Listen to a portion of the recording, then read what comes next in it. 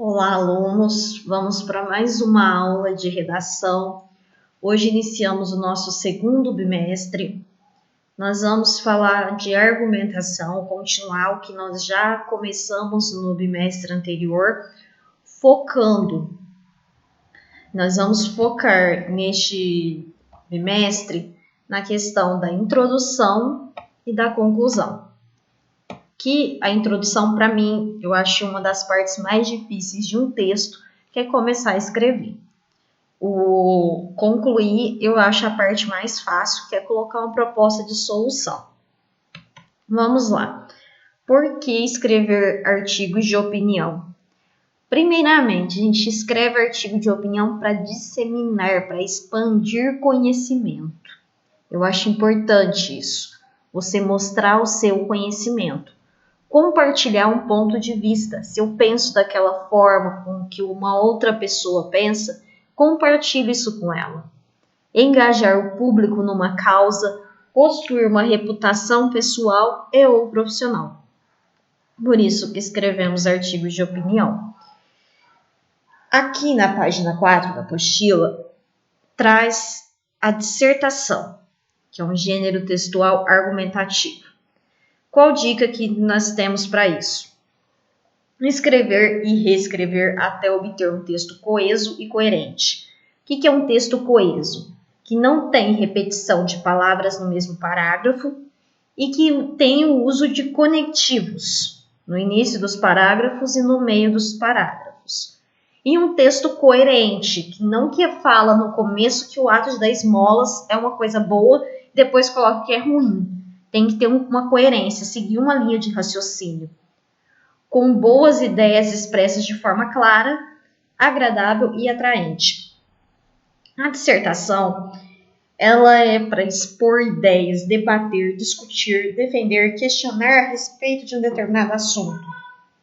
Ou seja, argumentar o que se pensa utilizando da fundamentação, justificação, explicação, persuasão e provas. Quando a gente fala de fundamentação, nós estamos falando do seguinte, de você falar que aquilo é errado, mas provar por que é errado.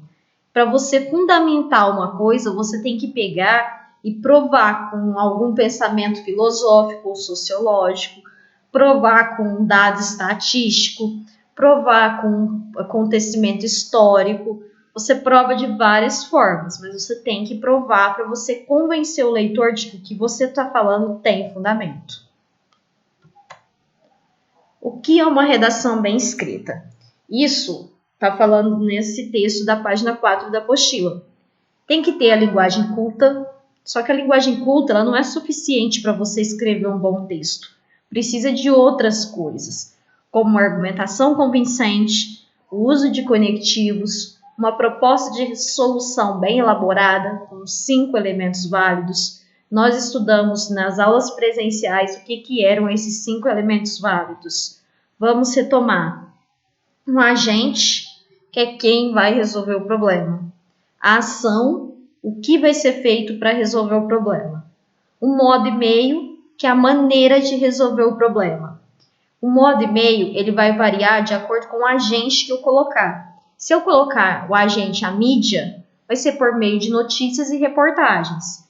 Se eu colocar o agente Ministério da Educação, vai ser por meio de cursos, teatro, palestras e etc. Se eu coloco o governo como agente, eu vou pôr por meio de políticas públicas, por meio de reforma constitucional. Então, dependendo do meu agente, é que eu vou colocar o meu modo e meio. O primeiro, a ação, o agente, segundo a ação, terceiro, modo e meio, quarto, o efeito, para que tem que ser feito isso, e um detalhamento que é uma justificativa, um porquê que tem que ser feito isso. Então, se eu colocar a minha redação com 5 elementos válidos, eu vou ter já 200 pontos garantidos. Nós temos 4 parágrafos na redação. A introdução tem que apresentar o tema, o problema do tema e a tese, que é a sua ideia que você vai defender.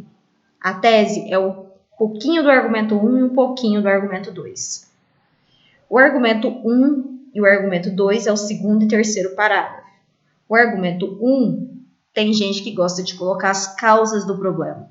E no argumento 2, colocar as consequências do problema. Isso é uma estratégia, não é uma regra. E a conclusão que é a proposta de intervenção, ou seja, a proposta de solução para o problema, com os 5 elementos válidos. Gostei dessa parte do texto da página 5, achei muito importante com relação à parte de escrever. Bom texto é o que atinge o resultado programado.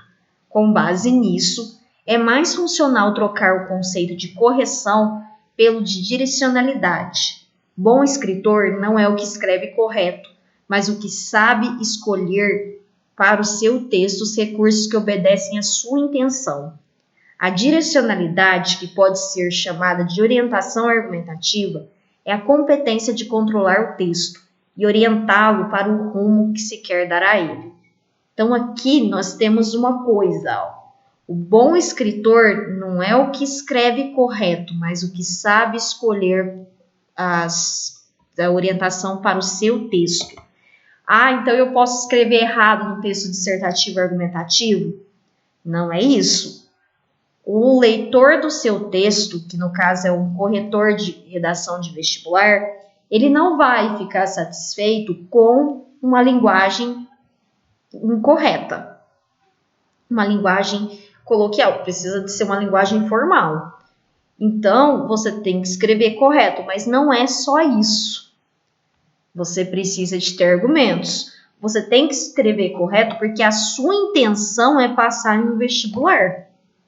Então, se você vai escrever para determinado local, a sua escrita é diferente. Você não escreve numa redação para um vestibular da mesma forma com que você conversa com o seu amigo pelo WhatsApp. Então, tudo depende da sua intenção. Qual direcionalidade você quer dar àquele texto. O bom escritor não deixa o texto escapar do seu comando e produzir sentidos ou efeitos de sentido não desejados. O controle da forma de linguagem mais funcional para atingir o efeito desejado é um dos ingredientes da construção textual, mas há muitos outros a controlar, como o respeito pelas crenças e valores do interlocutor, a adequação à competência interpretativa dos leitores, a obediência a coerções próprias de cada gênero, etc. É preciso ter sempre em mente que um recurso que se mostra funcional para um gênero pode ser defeito para outro. Aqui, uma coisa que eu achei importante é a questão que ele fala que,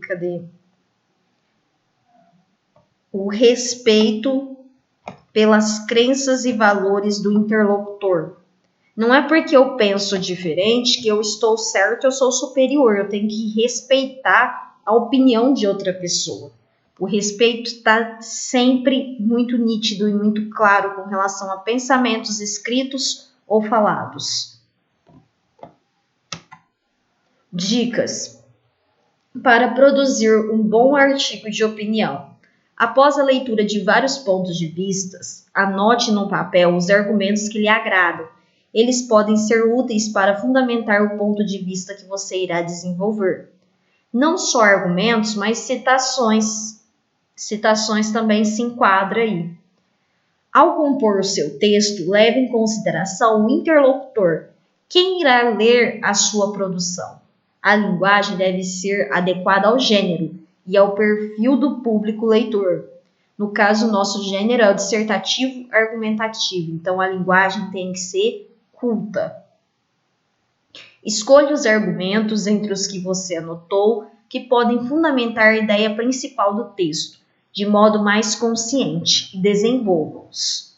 Pense no enunciado capaz de expressar a ideia principal que pretende defender. Então, se você for contra alguma coisa, que seja contra já no início do parágrafo e até o fim sendo contra. Não seja incoerente.